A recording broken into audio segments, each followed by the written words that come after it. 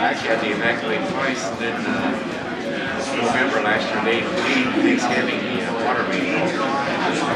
Yeah. I didn't get any damage, but.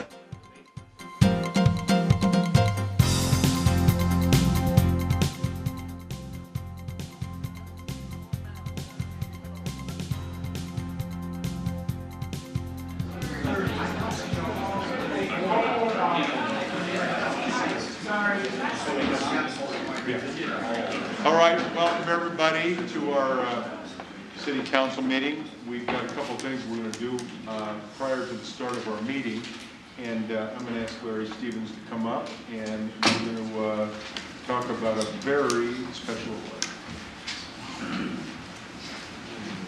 Thank you. I'll take this. Yep, and choose. Okay.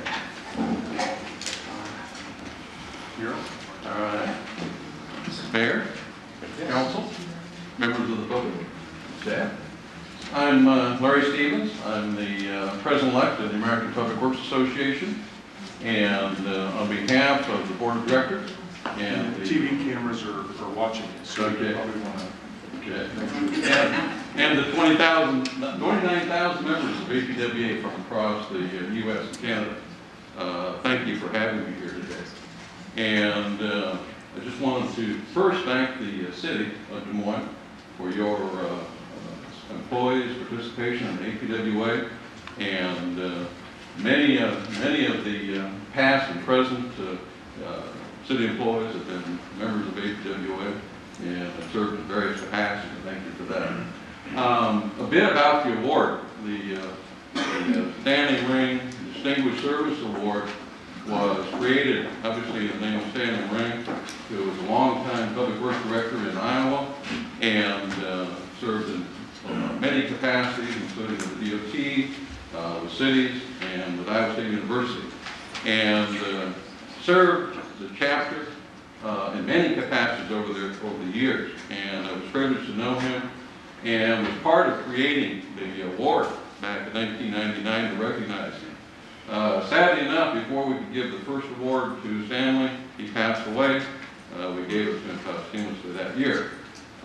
It is to recognize Iowa chapter members for long-term exemplary service to the association and to the public works profession.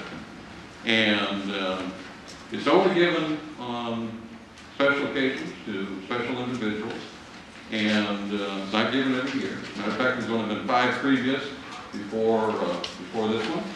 I'm honored to say I am one of those, and the second one was actually given to Floyd Bentz, who was past assistant city engineer for Des Moines, and I'm proud to say I also nominated him.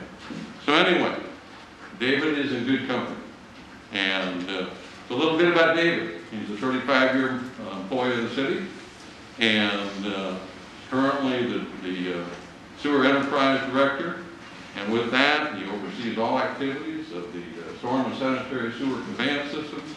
He directs the WRA, and is also he also oversees the activities of the flood mitigation program.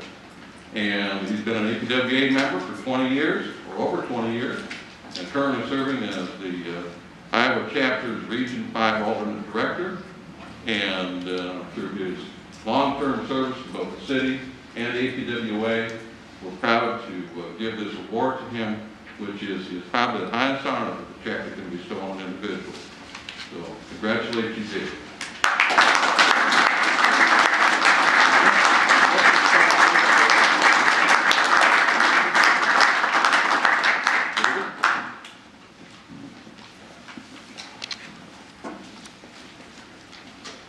Mayor, if you would.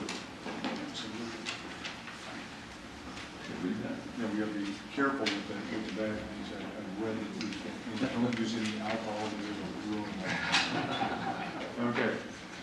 The Iowa chapter of the American Public Works Association presents the Stan Ring Distinguished Service Award to David Miller for demonstrating exemplary long-term service and commitment to the Iowa chapter and to the public works profession.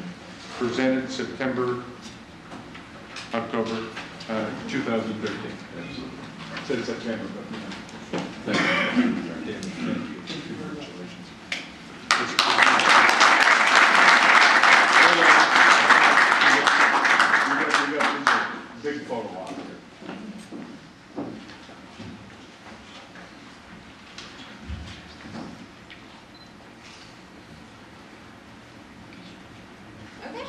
All right. Thank you. Congratulations. Thank you very much, Mr. Mayor. Thank you.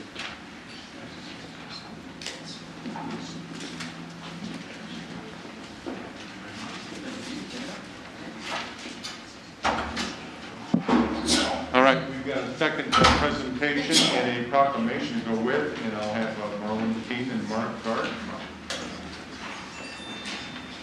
And we're going to talk about the National Disability Awareness Month, and I'm going to turn the mic over to you and kind of explain this what's going on. Goodwill Industries provided services to 2,255 people last year. 262 people got jobs in the community. What Goodwill tries to do is develop appropriate work skills. In other words, get to work on time, their quality work, their quantity work, and have appropriate other good work habits and finding jobs out in the community. And how we do make that assessment is through a variety of opportunities. One is through our retail program, also it's contract work we do for industry. We recently became ISO 9001 certified, so we can provide quality service for local industries in the community. But also we opened up a connection center at Southridge Mall to help people. If they need help finding a job, they can just drop in there and do that. And so what we're trying to do is just going back to our vision, and that is to bring out the best in people, and we do that through a wide variety of work opportunities. All right. And we have a proclamation that talks of the National Disability Employment Awareness Month, and it reads as follows. Whereas the month of October has been designated by the United States Congress as the National Disability Employment Awareness Month, and whereas the Americans with Disabilities Act of 1990 and the laws against discrimination promote independence, empowerment, and quality of life, and whereas the City of Des Moines recognizes the demonstrated benefits of a diverse workforce and experiences every day the valuable contributions of its employees with disabilities. And whereas we must continue to work for a community where all individuals are respected for who they are and celebrated for their abilities and encouraged to realize their full potential and achieve their dreams. And whereas through the associated Ability One program, Goodwill Industries of Central Iowa provides employment opportunities to people with disability, enabling them to lead more productive and meaningful lives, provide support for their families, and develop skills necessary for long-term employment. And whereas the City of Des Moines, Iowa recognizes the important contributions of Goodwill Industries of Central Iowa to Des Moines and its citizens, now therefore I, the Mayor, on behalf of our City Council and all of our citizens, do hereby proclaim the month of October 2013 is National Disability Employment Awareness Month in Des Moines, and hereby commend all persons who are committed to work together enhancing employment opportunities for people with visual and other severe disabilities. Let's give them a great big hand.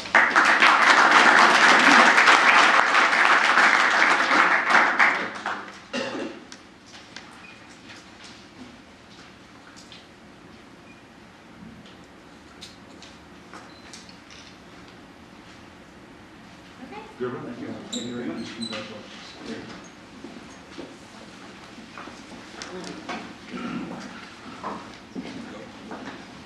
All right, Mary. Absolutely.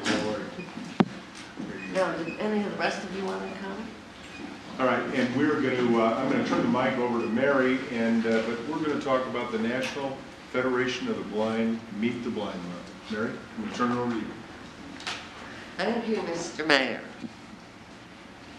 The National Federation of the Blind is the largest and oldest and most influential organization of the blind in the United States.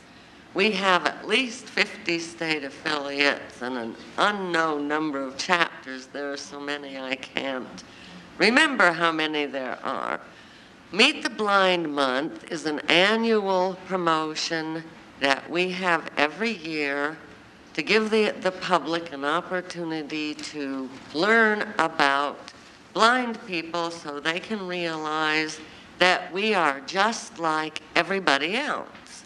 Blindness is an inconvenience but it is a characteristic. I'll use a little analogy here. President Obama is tall and thin and black. I'm short, fat, and white. Those are physical characteristics. Blindness is a physical characteristic. It doesn't get in the way of our hopes, our dreams, our desire for employment, our desire to pass legislation that makes us first-class citizens. We are like everybody else. We are a cross-section of the population with good points, bad points, strengths, weaknesses. We do a lot of things. I practice law and crochet. Bob Ray sitting here is a ham radio operator. Joe Van Lent was a vendor for years, and now he's retired, relaxing and rejoicing. So we're a little bit of everything.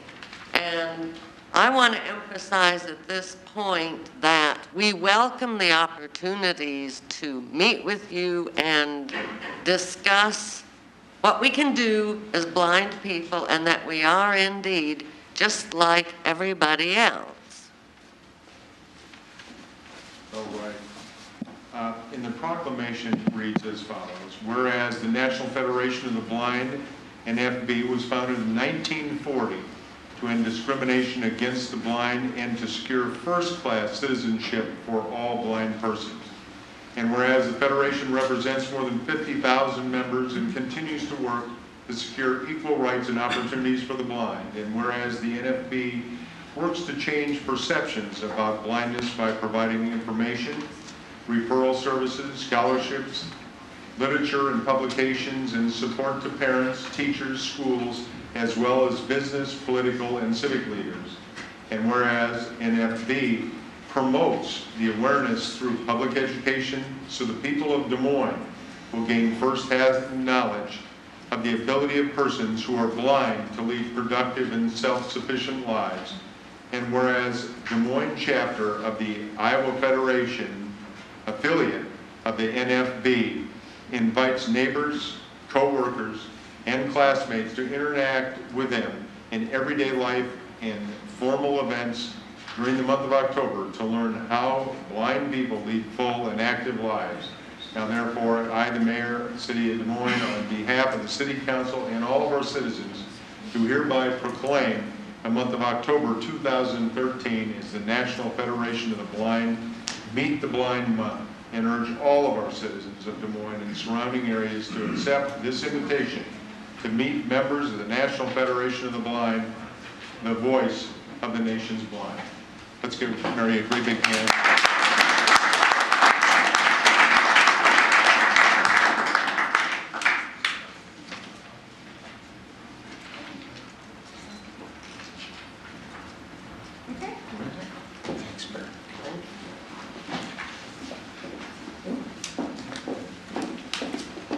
All right, and we're going to start our City Council meeting in a minute. We have a quick housing meeting.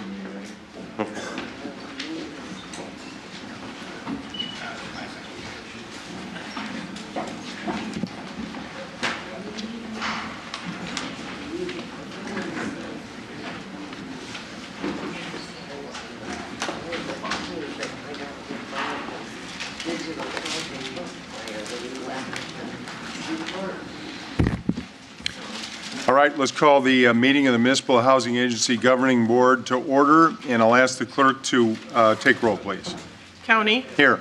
Coleman. Here. Moore. Here. Reese. Here. Mahaffey. Here. Hensley. Here. Meyer. Here. We have a quorum. We have one item on the agenda this evening. It's approving the conveyance of 1721 Carpenter Avenue, a city-owned municipal housing agency property pursuant to the Affordable Home Ownership Program, Board Communication number 13-510. Is there anybody in the audience to speak to this item? Again, it's a conveyance of 1721 Carpenter. Seeing none, could we have a motion, please? I'll move. It's moved. Any discussion? All in favor say aye. Aye. Opposed? Item passes. Could we have a motion to adjourn, please? All in favor? Aye. Aye. The Municipal Housing Agency Governing Board sits adjourned. Thank you. We had our presentations, special ones, prior to beginning our City Council meeting, and also we have a special word from our own City Council member, Skip Moore. Councilmember Moore, if you would like, we could stand up or whatever you would like. Sitting down is fine. All right, we can all sit down and listen to Councilmember Moore. This is a few words of wisdom from a very well-known congressman from Minnesota, Walter H. Judd. And I think this is very apropos for this time of the year. People often say that in a democracy, decisions are made by a majority of the people. Of course, that is not true. Decisions are made by a majority of those who make themselves heard and who vote. A very different thing. Thank you. All right, thank you. I'll ask the clerk to take roll, and we'll call the meeting to order. County. Here. Coleman. Here. Moore. Here. Grease. Here. Mahaffey. Hensley. Here. Meyer. Here. We have a quorum. All right, item 2 is approving the agenda as presented and/or as amended. Could we have a motion to do that? Move. It's moved. Any discussion? All in favor say aye. Aye. Opposed? Item passes. Item 3 is approving the consent agenda. And the consent agenda tonight is items 3 through 40. And these are items that are enacted by one roll call vote without separate discussion unless somebody, either a city council member or a member of the audience, acts and asks to have that item removed for additional clarification or discussion. So tonight, item 4L, Council Member Coleman votes no. Item 5, Council Member Coleman votes no. And Mayor, can I speak on that item, please? Yes. And actually, I'm going to vote no also on that one. Councilmember Hensley is going to speak. Item number 6, Councilmembers County and Moore vote no. Item 29, Councilmember Moore wishes to speak. And item 39, Councilmember Moore wishes to speak. Are there any other items anybody would like to have polled for further clarification or discussion? Mr. Mayor, this is my fault. I didn't turn in my sheet in time. I also wanted to speak on number 5, and then I'm going to be a no on 12A. Okay.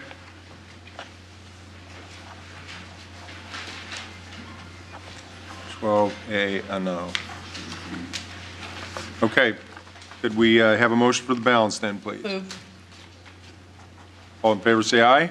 Aye. Opposed? Items pass. That takes us to item 5. Councilmember Hensley wishes to speak. This is a consideration of Class C liquor license with a C beer and a B wine for University Groceries at 2121 University Avenue. Mrs. Hensley. Thank you. This item has been on the council agenda a number of times, and we've been given direction by city legal staff, which I fully plan to abide by, but I believe you're sitting out in the audience. I'm not sure exactly where you're at.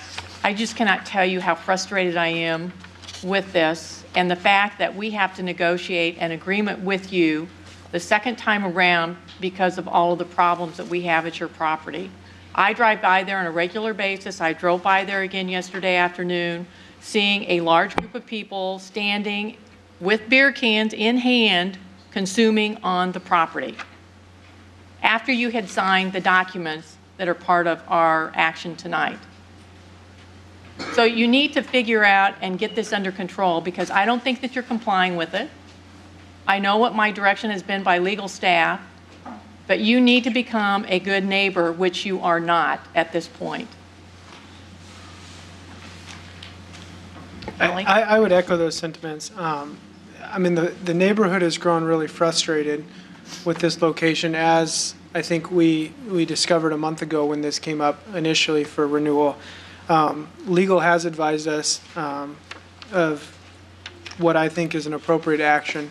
I don't think it's appropriate to deny this license at this time, end up having it appealed, and be in a position where the city has to incur additional expenses in that endeavor. So I would be prepared to support the consent agreement that the city legal and the police and the property owner established. But I do want to note that I would like all of those departments to assure that the agreement is fulfilled moving forward and addressed should issues come up in the future. So, I'm sorry. Need a motion? I will make a motion, but I think Chris wanted to speak.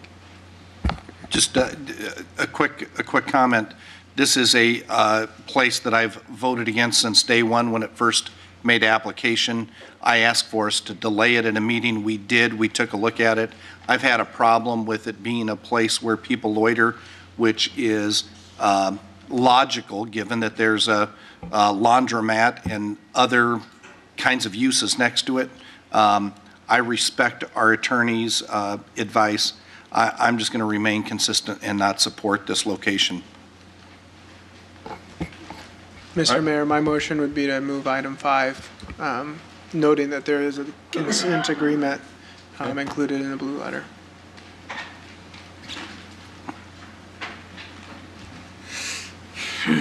Coleman? 5 yes, 2 no. Item 29, Councilmember Moore wishes to speak. His request to Polk County Treasurer to request a tax sale certificate for the abandoned property located at 1332 41st Street, and the city manager to send a request for proposal to developers for rehabilitation and sale of the property. Council Communication number 13-521. Mr. Moore. I've been contacted by a member of COSC, Center on Sustainable Communities, and the gentleman's name is Mike Baldus, and he would just like COSC to be involved on these properties for rehab, especially if we have them up for demolition. He would like to talk to city about taking over those properties and using the average demolition cost to begin rehab on them. And with that, I'll move 29. So are you asking that they would be put on the list of potential, Yeah, they'd like somebody to contact them and with all the others that are Yes. contacted? Okay. Do they actually want to do the work, or do they want to be in an advisory capacity? I think they want to do the work from what Mike had to say. Okay. So they'd have to bid on it. 7 yes.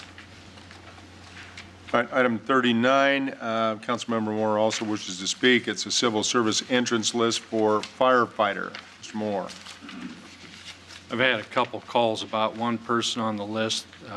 I just want to make a statement here that that person, even though we have the same last name, as far as I could tell, is of no relation to me. And with that, I'll move 39.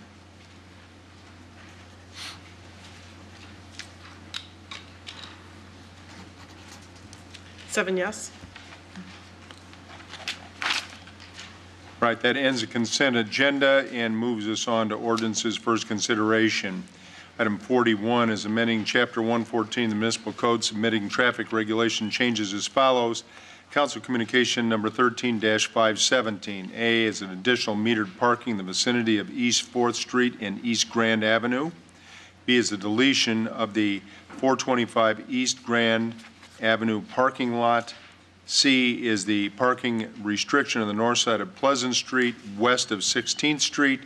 And D is the parking restriction on the south side of Center Street, west of 16th Street also. Is there anybody here to speak to this item, all these items, 41A, B, C, or D? Seeing none, could we have a motion? Move.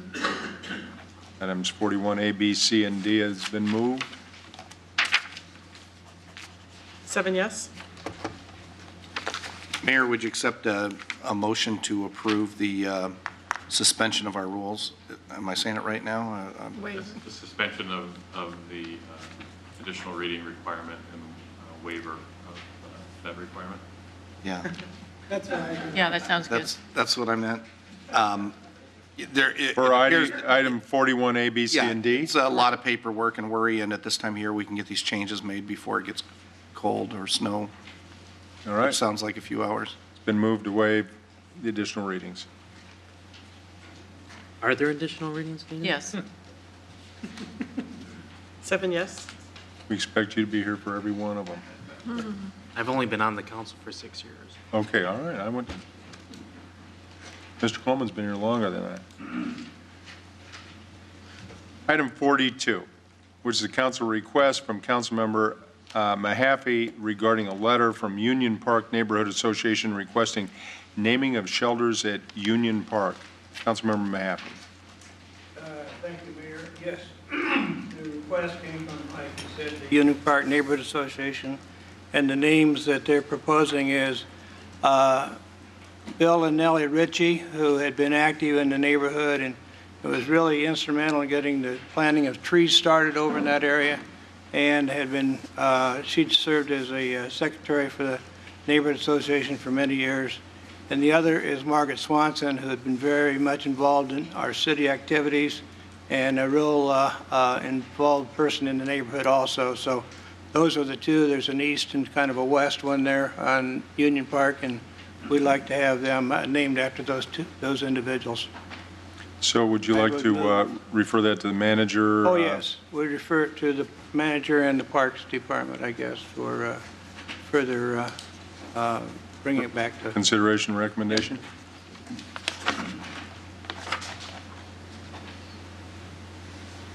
Seven yes. All right, good job.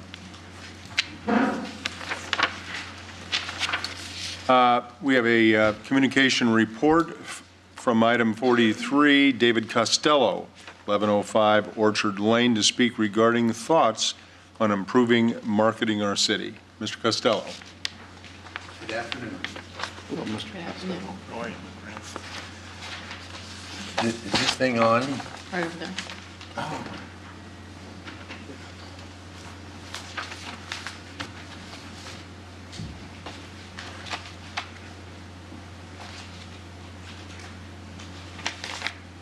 Hi.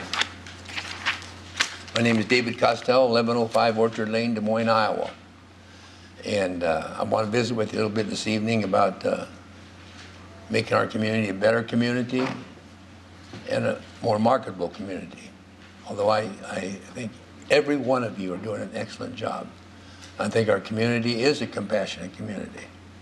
But we can all learn to be a little more compassionate, a little less cynical, especially in our political environment today. It's hard sometimes not to get cynical. And compassion doesn't fit with cynicism.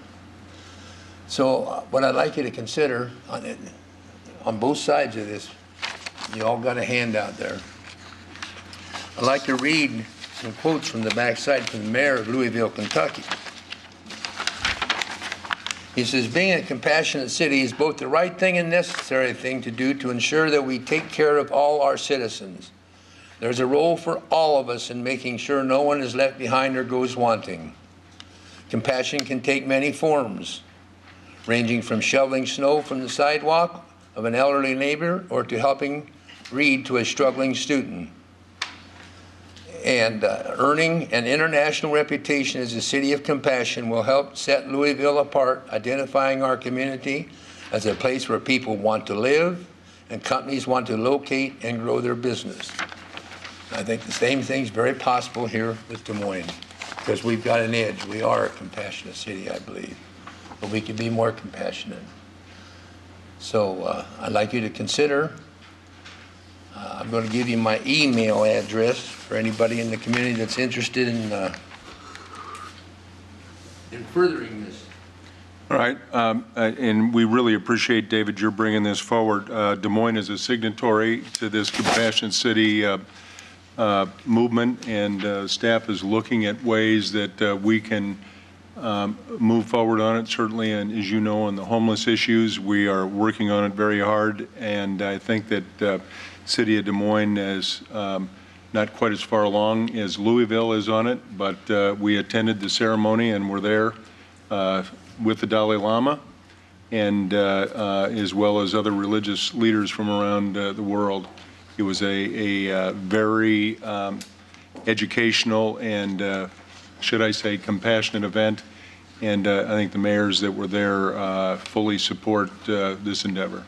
Well, I think we have a lot of good citizens in our community that would be more than willing to help. And we just need what we call something called leadership. Okay? And then the second thing I want to bring up, the second issue we have, I've introduced a resolution tonight, but I know that you can't act on it now. And we have a wonderful, wonderful city. We have a healthy city. We have all kinds of marathons and triathlons and bike trails and bicycle rides. But we all know we have a problem, and that's our water. Iowa's ranked 49th out of 50 states. We've got this worst, dirtiest water in America except for Mississippi. And we need help. That's something I've been working on for the past 6 months, collecting signatures on petitions. We're going to try to collect as many as we can, hopefully 100,000 to match the Farm Bureau. And then next year is an election year. And the first day of the legislature, we're going to hand out all these petitions to our legislators, and we're going to talk to them this election year about cleaning up our lakes and rivers. It's so bad we can't even go to Gray's Lake and the kids can't go swimming in it. We need a community we can be proud of, and we can be a lot prouder with clean water. So we'd encourage you sometime in the future, I don't know if it's your next meeting or the one after that, to help us by passing this resolution. Do you have any questions? Well, again, I appreciate your bringing this forward. The city of Des Moines is participating and leading the way. Actually, I chair the 4 Mile Creek watershed study that we hope will be an effort to show best practices in participation between rural and urban bodies to begin to look at that issue, to take it and look at best practices and move it forward, because as you know, obviously, we've had some trouble with the enforcement of the Clean Water Act since it was put in place. But I think that what we're hopeful of is through a joint effort between all the communities that are involved, plus the rural areas, that we can use this as a standard of practice to show the rest of the state and hopefully the rest of the country what can be done in a waterway and a watershed that can improve the quality of water, reduce erosion, and quite frankly save our topsoil for future generations. So appreciate your bringing it forward. It might reduce our water bill, since Bill Stowe said that we spent $900,000 taking pollutants out of our drinking water this past summer. I'm surprised it's that little. We had some massive amounts specifically of nitrates and phosphates, but nitrates most importantly, and we were having trouble maintaining water quality levels. I went up to Okoboji last weekend and the smell was terrible from the algae. Yeah. So anyway, thank you for your time. Any questions, anyone? Appreciate you continuing to support good ideas and good practices, not only at the city level, but state level. So keep it up, David. Appreciate your leadership. I'll move to receive and file the information and ask that the city manager move it forward in the appropriate manner.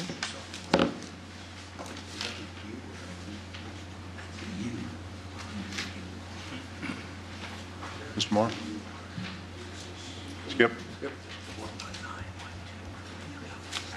7 yes. All right, let's move now to item 50, which is approving the issuance of a request for proposals, RFP, for the redevelopment of the current 7th and Grand parking garage site and the former YWCA site, Council Communication number 13-520.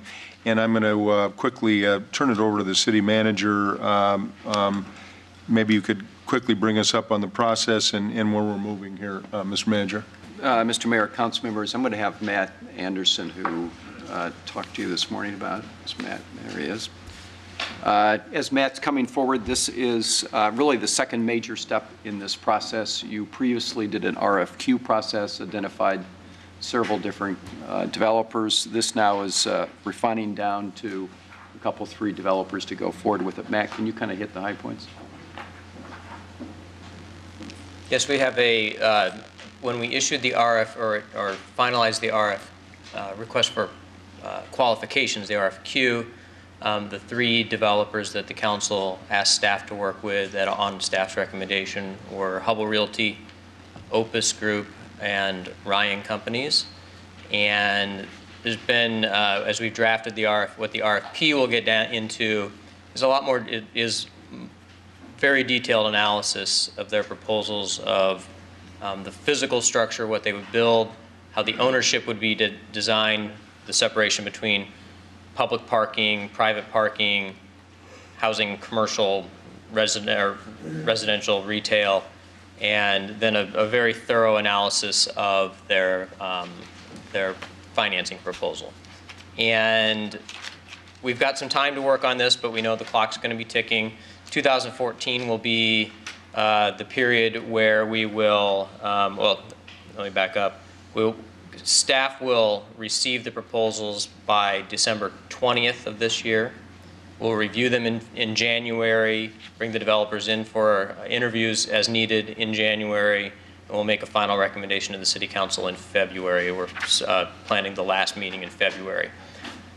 What the process moving forward from then will be, we know that there'll still be some unanswered questions when we get to that RFP stage and the recommendation stage. So we'll spend some time negotiating with that developer, really understanding how we're going to work together going forward. We will finalize the design, finalize the financing, working with our legal staff and theirs, finalize a development agreement, and then go through, we'll still need to go through a competitive urban renewal process for the disposition of the land because per urban renewal laws, state urban renewal laws, because the YWCA site was purchased with TIF funds. So we'll be going through that in 2014 and ultimately bring a final development agreement forward to you sometime later in 2014 with everything spelled out, all commitments made in the development agreement like we do with our typical projects. And then the goal would be hand over the keys to the property to a developer on or about January 1 of 2015. That gives them 2015 and 2016 and really into 2017 to do all the demolition, skywalk work, actual construction. There may end up being some phases of the project. As you recall, this is the ramp that spans 7th Street, so you've really got 2 parcels. You've got the block to the west and then a smaller block to the east next to the Catholic Diocese. So pretty complicated project all around, but again, that's why we went through the RFQ process, was to bring forward multiple developers with the capacity and the history to tackle a project like this. All right. Mr. Coleman. Did I jump in? No, go ahead. Matt, I have 2 general questions. One, in the RFP, which, by the way, I don't know if I've seen the actual RFP. Okay. I mean, we're talking about the process and everything here. I'm comfortable with the process, but I'm not really comfortable with the fact that I haven't actually seen the RFP. Okay. So make me feel a little bit better on 2 counts. Okay. At the end, the information that we're seeking from the 3 parties, is there a scoring system, and who's doing the scoring and who's conducting the interview? So both, what's the tool that is going to clearly allow us to feel like we can effectively pick one over the other? And if it's subjective, tell me. And who is it that's doing that? Okay. It's purposely, you know, we've done this both ways before. The last one that we did was the CDBG DR scoring, where we did a really objective scoring point system. We've gone away from that for this round. For this project, we're going to use a blend of objective measurements and subjective measurements. We're really going to look at the return on investment for the taxpayers, both from a financial standpoint and from a what is the project? What's, you know, boiling down the financial aspect of particularly the parking garage, which will be we assume publicly owned. That's pretty easy to do because there's going to be a real apples to apples comparison. The reason we're not doing an objective scoring on this is because we don't think we're going to get apples to apples projects. We're going to get, some might be commercial, some might be residential, some might be a mix, some might be owner occupied, market rate rental. We just don't know. We set minimums in the RFP based on the proposals that we got in the RFQ stage, but we did not set, we really want, the main reason we kept it that way is because we wanted to give the developers ultimate flexibility. We didn't want to back them into a corner and say, you have to do market rate rental when maybe somebody wants to do condo space. We've also left it open that if somebody has a build-to-suit office tenant, there's office tenants floating around out there all the time, and one of these proposals might come forward with a signature office tenant that needs 100,000 square foot downtown. So we didn't want to pigeonhole the project by saying you must do this and this, but we instead left some minimums, put some minimums in there that they have to meet. And since there's 3 of them and they're all very good, they're going to well exceed those minimums because they know they're in a competition with each other. And from a scoring standpoint, that really made the apples to apples difficult. So what we'll do is more of a return on investment. We know there's probably going to be some city investment in this, but what do we get at the back end? And we're looking very long term. You know, a lot of real estate developers look short term on their investments. What do they get, you know, over a 5-year term? But we as the city, and we even have a line in that RFP, a sentence or a paragraph in that RFP that states that we want to drive by this property in 20 years and have it still be relevant, architecturally relevant, competitively relevant, financially relevant for the developer and the owner. And so there's a more subjective piece to this, but we will lay all the economics out to you so that you can see what our recommendation was based on. Christine. A couple of questions then. So exactly who will be the team that's evaluating it? And will it be representatives from principal, for example? That's question 1. And then if you could talk about the other question and concern is parking.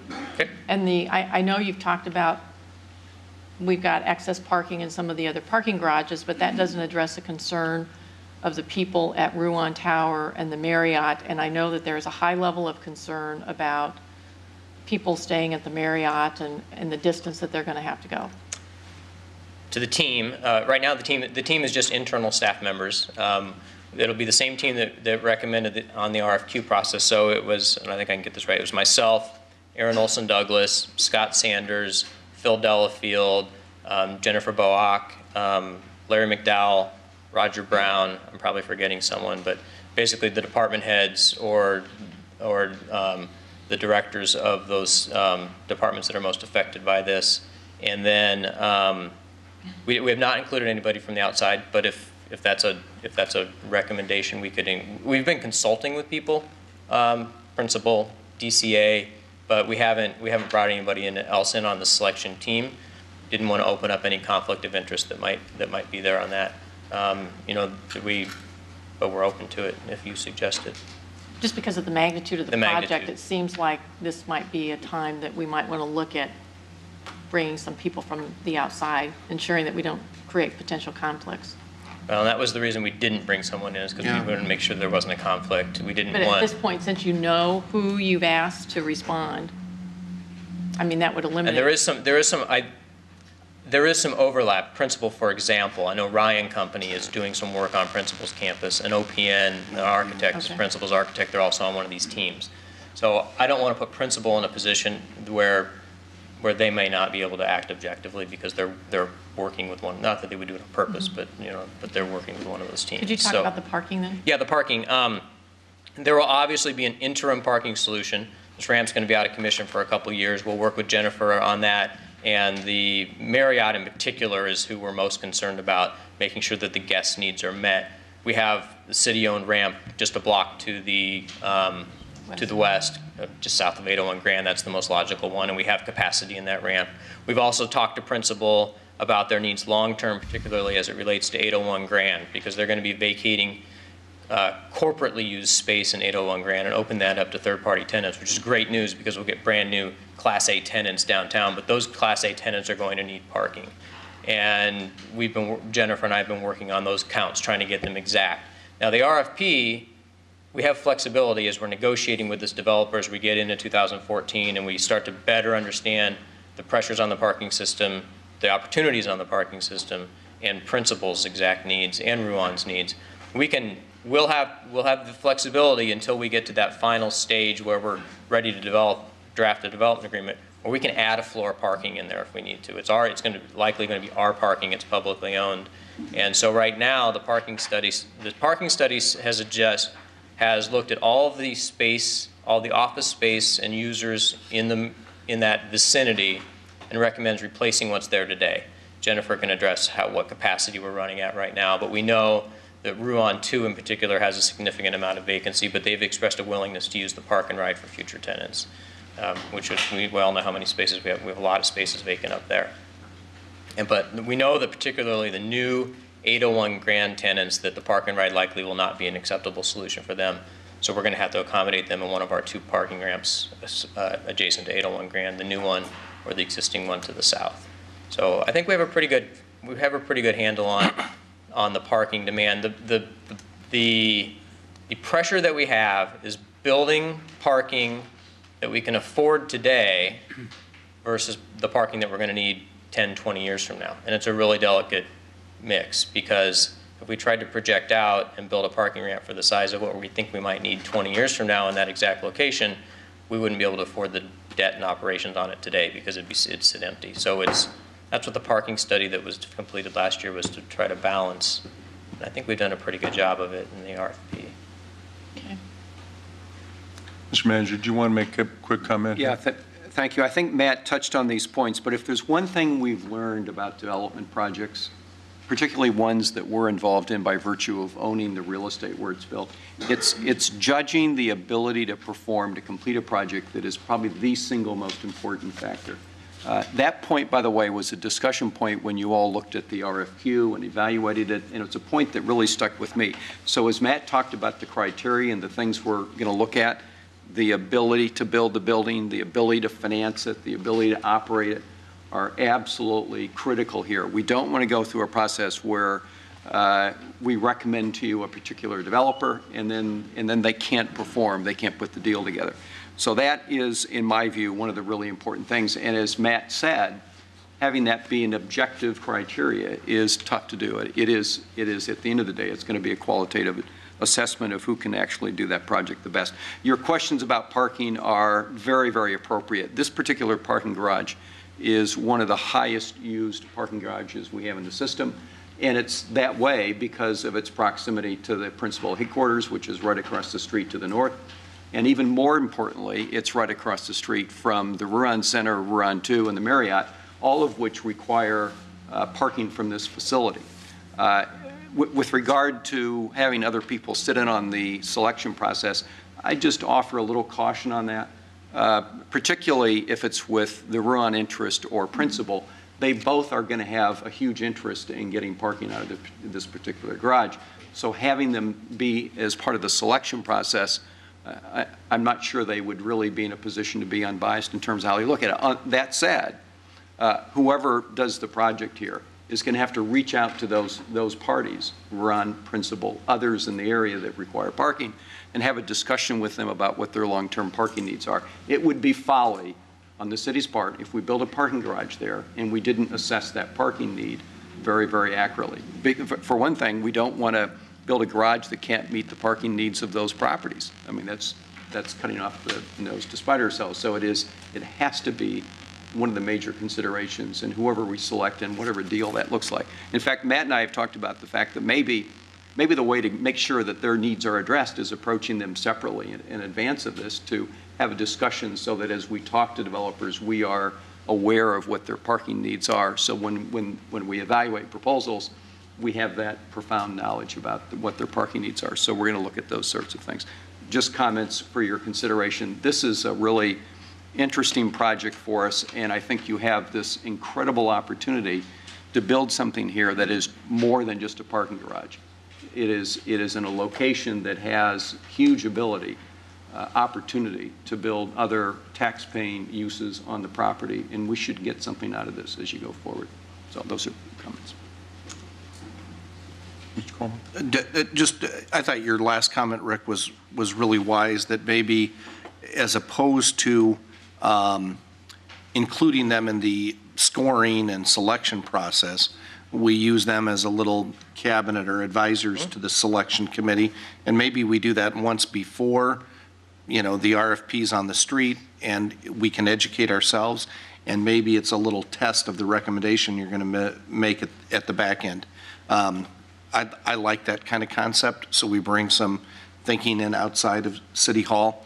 The second point I want to make with whatever action we take tonight, I'd like it to include at least a referral or a directive to staff to make sure that we're communicating well with all the tenants and inviting them for input and a chance to meet if they want to.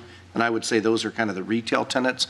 But any company or anybody else that might have, 10 or 20 parking spots on contract as well, it's not just the Ruan buildings and the Marriott in principle, but there's a lot of entities that have 8, 10, 15 parking spots that are going to wonder what's next. And we should be able to easily access that. And I'd like just some communication plan and both at the time of this, but also as this process unfolds, to make sure they know when they're going to need to get out, what their options are, what kind of help they can expect from us as their landlord. Christine?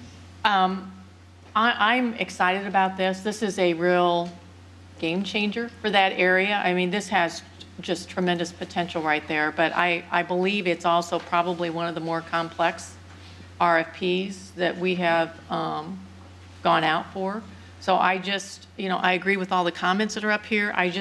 It's extremely important that we over-communicate, communicate, because there's so many pieces here, and I just want to make sure that everybody feels like they've had some communication or some touch by the city to ensure that we don't create some problems for ourselves down the road. And I just see that this probably, of all the projects that we've gone forward with, has the potential of having some of those pitfalls. So I know that people are working hard and we've given great lead time. I like the process we've gone through with the RFQ and now the RFP.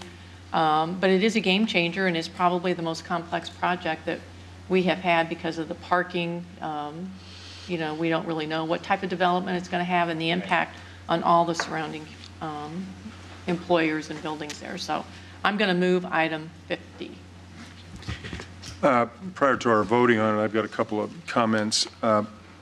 Matt, thanks for bringing everybody up to date on this. It's interesting as we look at our downtown, we look at the city of Des Moines, and we look at the accolades that we get. Many of the accolades we get are principally because of the work that we've done downtown, not only just on the west side of the river, but the huge improvement that's happened on the east side of the river and the potential that we have just south of the regular business area there as we begin to move some of our other pieces around, including public works and parks and over further on the southeast side, and the great opportunities that it has.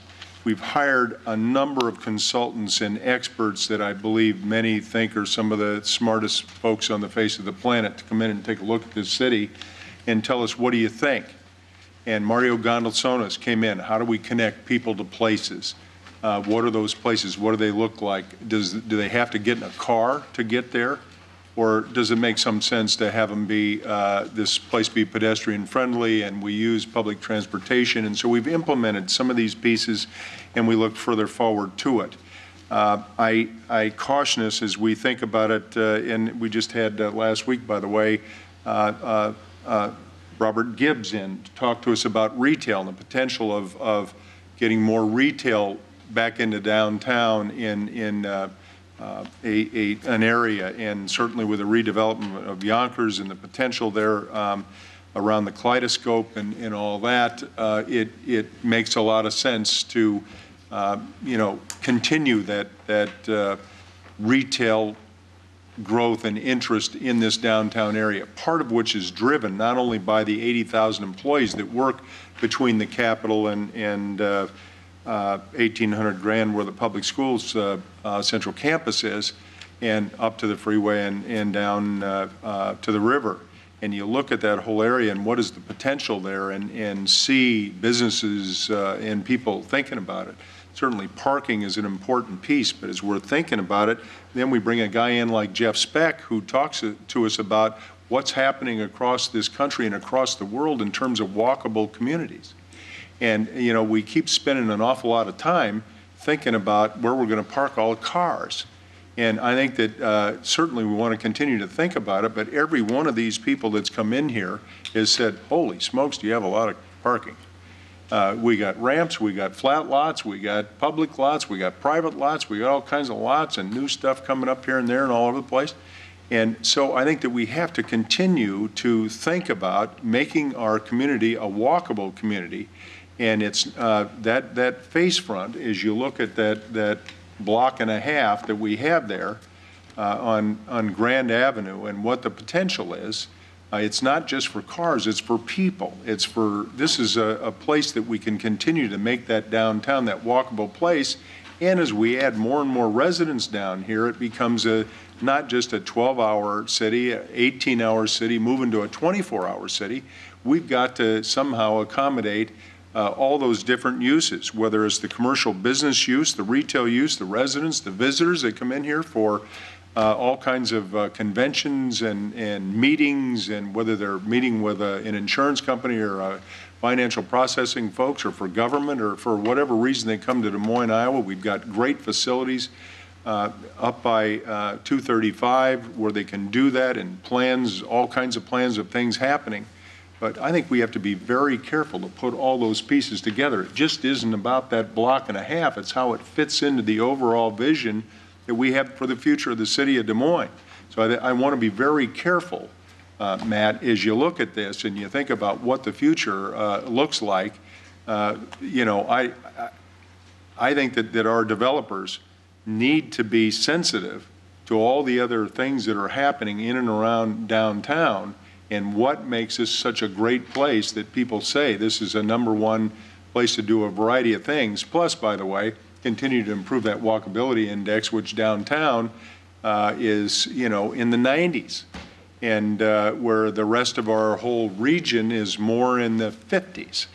And some of our friends in the suburbs are more like in the 40s and 30s. So we have to be careful that, you know, what does a really good 21st century look like? Because as was pointed out, as Matt said, we're not just worried about what it looks like the next 1 to 5 to 10 years. We're worried about 25, 30 years from now. People still going to walk by this place and say that's relevant. That's part of what made this a wonderful place to be and to walk and to shop and to live and to do everything else. So please keep that stuff in mind as you move together. It's not just about this one development. It's about how it fits into the whole vision that we have for the future of Des Moines and downtown and our whole region.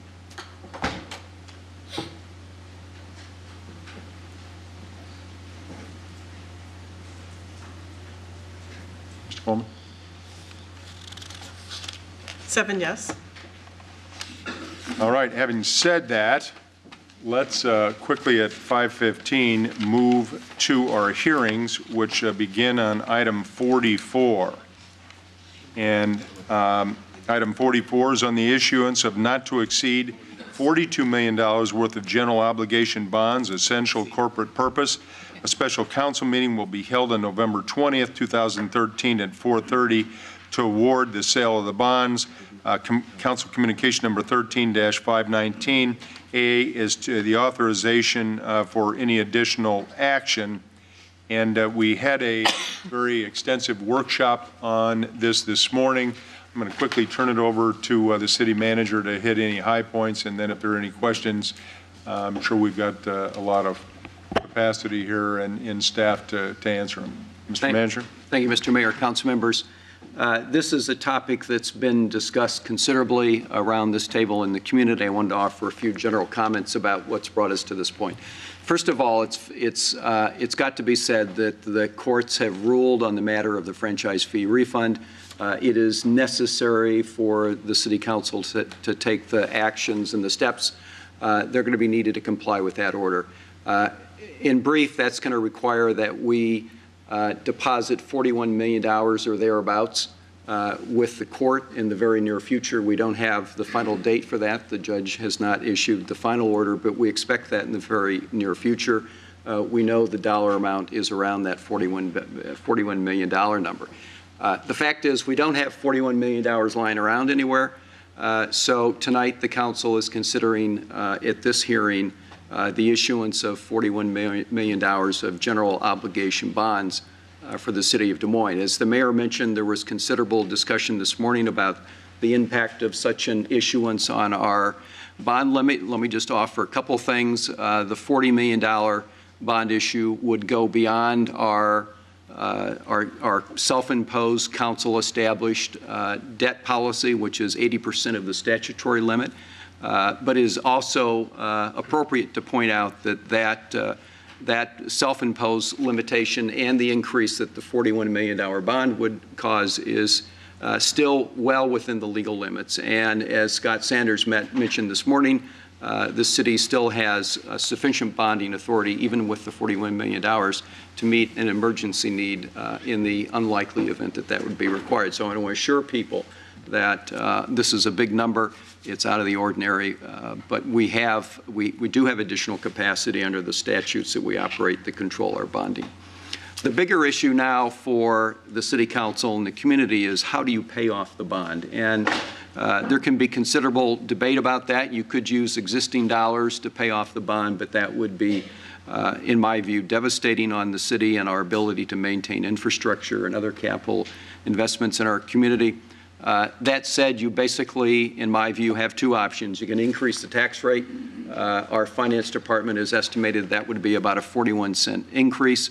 Or the voters could agree to increase the franchise fee here in the city by 2.5% from the current 5%. That's done in pursuit, or would be done in pursuant to a piece of legislation that was passed this past session by the Iowa legislature. That increase in the franchise fee could only be in effect for 7 years, and the proceeds can only be used to pay off the franchise refund that we have to pay. Now, with regard to those two choices, I want you to keep in mind a couple key points. A lot of the property in Des Moines is tax exempt or government owned. Some estimates place the percentage of property in Des Moines that is tax exempt or government owned at around 40%. So if the property tax is used to pay off this bond, and in effect means that the 60% of the property in the city of Des Moines that's taxable will pay off the refund for all of the eligible ratepayers that are within the city of Des Moines, and that includes the tax-exempt and the government-owned property. So you basically have taxpayers paying the refund for folks who don't pay any property taxes within our city limits. Alternatively, if the voters of Des Moines ultimately choose to increase the franchise fee by 2.5 cents, then the revenue derived from that would be available to pay most of the franchise bond that would be issued, and you would achieve some equity between the folks who receive the refund and the folks who are actually paying for it. It's not a perfect match, but it's much closer than if you use the property tax.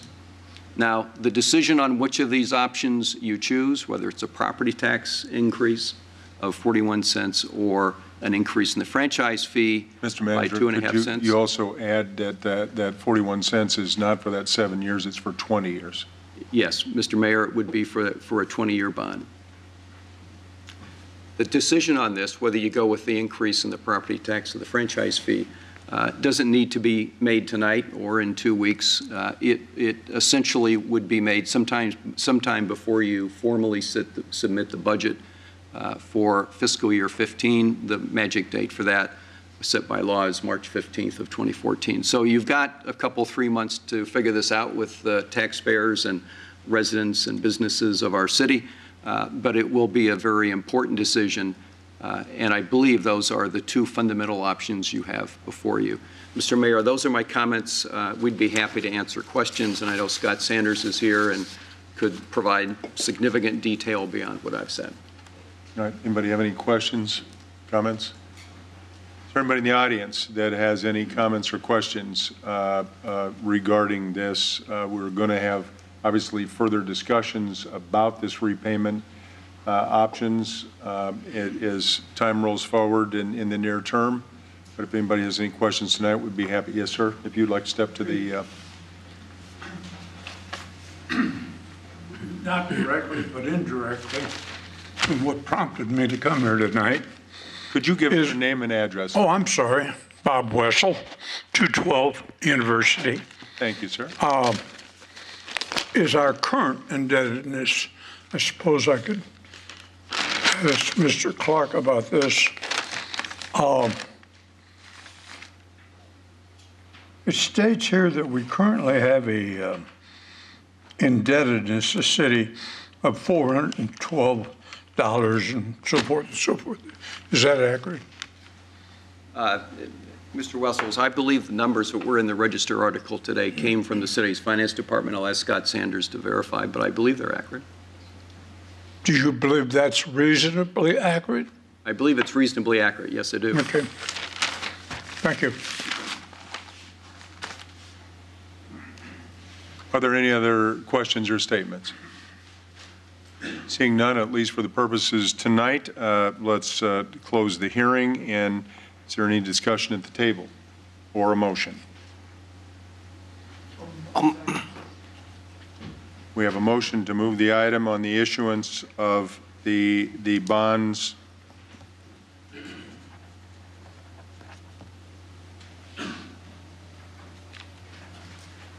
Six yes, one no. Okay, item 45 are items regarding 918 Southeast 11th Street. A is on the request from Youth Emergency Services and Shelter to rezone 918 Southeast 11th Street from limited C1 neighborhood retail commercial to PUD planned unit development, and approval of a PUD conceptual plan allowing for a 9,000 square foot two-story expansion of the existing youth emergency shelter subject to revisions. Item 1 under that is the first consideration of this item, and item 2 is the final consideration of that. I am not going to take up B yet. I have been instructed by our legal department that we need to do these on 2 separate votes. So let's quickly open the hearing on 45A. Is there anyone in the audience to speak regarding the request from Youth Emergency Services?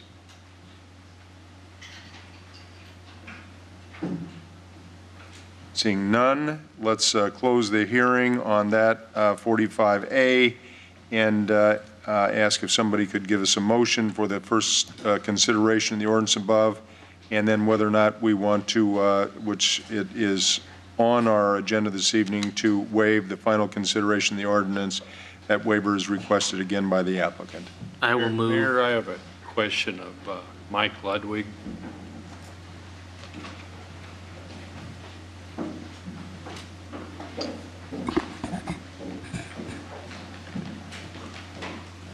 What's the Historic East Village's position on this? They're supportive. Sorry, I didn't mean to interrupt. Thanks, Mike. Sorry, I had the answer before. That's all right. Okay. They're supportive. I'll move 45A. Sorry, Skip. 45A 1 and 2. All right. 7 yes. Okay, item B is on a request for vacation conveyance of the north 20 feet of the portion of Railroad Avenue south of and adjoining 918 Southeast 11th Street to Youth Emergency Services and Shelter for $6,000 and subject to conditions. Council Communication number 13-518. Item 1 is the first consideration of the ordinance, and item 2 is the final consideration of the ordinance. The waiver is requested by the applicant and requires 6 votes. Is there anybody here to discuss this item? I'll move 45B 1 None. and 2. It's been moved, and we'll close the hearing. 45B 1 and 2. I think Brian's got the answer. 7 yes. Is that, do we need to vote on that? Should we have them come out? Okay, 7-0. Item 46, on the vacation of the right-of-way and conveyance of the subsurface easement adjoining 101 Southwest 2nd Street to DSM Common Inc. for $3,342. Council Communication number 13-515. A is the first consideration of the ordinance above, and B is the final consideration of that ordinance, and the waiver is requested by the city engineer and requires 6 votes. Is there anybody in the audience to speak on this item? I'll move 46, 46A and B. All right, 46 A and B has been moved. 7 yes. Item 47, on the vacation and conveyance of the segment of undeveloped Franklin Avenue between 24th Drive and 26th Street to Eric J. Reisenberg, trustee of the Eric J. Reisenberg Living Trust for $375. Council Communication number 13-512. A is the first consideration of the ordinance above, and B is the final consideration of the ordinance above. The waiver is requested by the applicant and requires 6 votes. Anybody in the audience to speak to item 47A or B?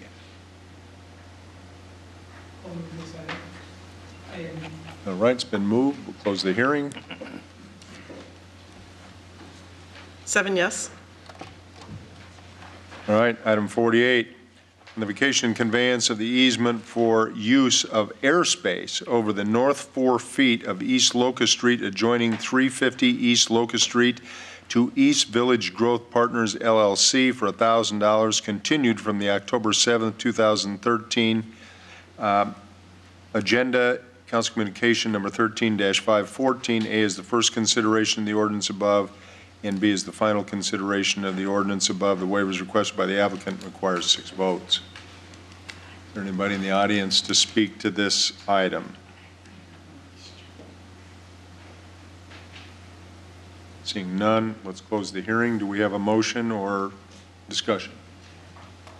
I'll move 48A and B. All right.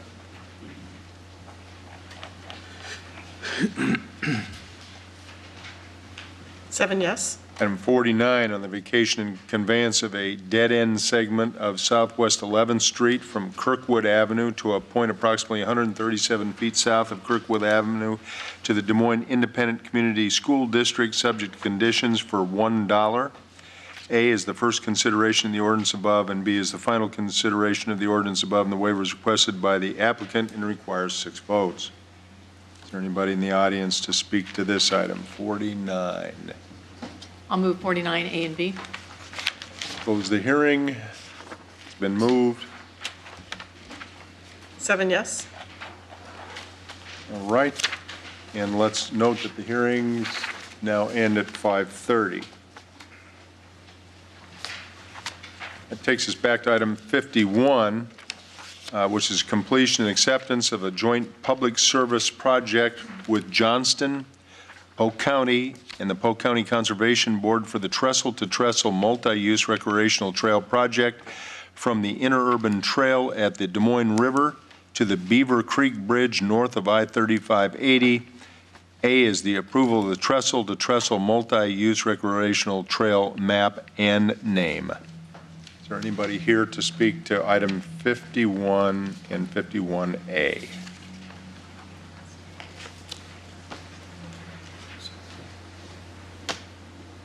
I'll go ahead and move this item. Seeing none, we'll close the hearing. It's been moved.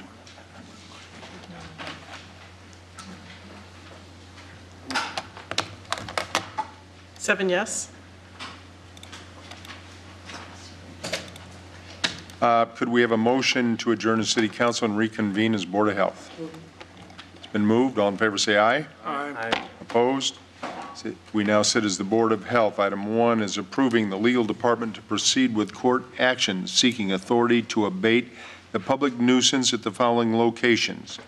A is 1212 Fremont Street, main structure, title holders Alfredo Devilla and Eva Devilla, and mortgage holder is the Homeside Lending, Inc.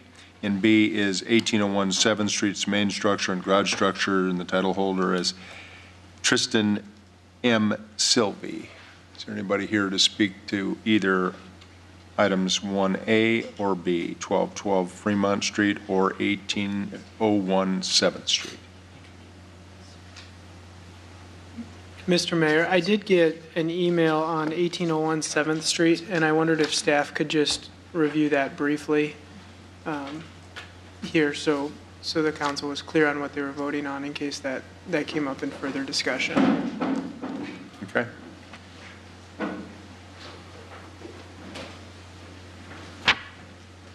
And I apologize, Phil, for not letting you know in advance. I just got the email during the council meeting here, so. Sure, no problem at all. Mayor and Council, Phil Delafield, Community Development Director. The item 1801 7th Street, it's a public nuisance action. The inspection was conducted and found several items that are in serious disrepair. The action would authorize the legal department to initiate an action that would cause the property owner to either correct those violations or, lacking those corrections, to allow the city to abate the nuisance through demolition. They will be given the opportunity to make those repairs. They've been given the listing of those items. If you're curious, there's an inspector's report in the back of the packet. Perfect. And I'll forward you this email, and I'll ask staff to respond back as well. Very good. Thank you. Thank you. Want to make a motion, I will sir? move this item. The East Village is neutral on this one. How about Mr. Meyer? Mr. Coleman, Mr. Mahaffey? 7 yes. All right, could we have a motion to adjourn? All in favor, say aye. Aye. Opposed? We said adjourn. Thank you all for attending this evening. The meeting's over, we probably can't do anything official, but Good luck. you've been a good Good luck colleague. tomorrow.